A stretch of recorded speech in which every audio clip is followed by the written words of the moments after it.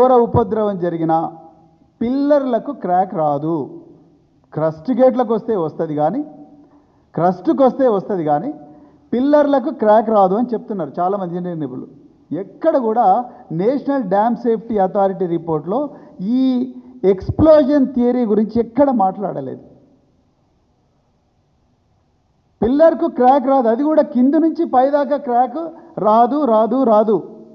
ఒక పిల్లర్కి మీరు చూడండి, ఇంట్లో ఒక బీము తర్వాత కాలం వీటికి ఎక్కడ కూడా క్రాక్స్ రావు. వస్తే గోడలకు అప్పుడప్పుడు టెంపరేచర్ ప్రెషర్ డిఫరెన్సెస్తో వస్తాయి, కానీ పిల్లర్లకు లేకపోతే అంటే కాలమ్స్కు బీమ్స్కు ఎప్పుడు కూడా క్రాక్స్ రావు.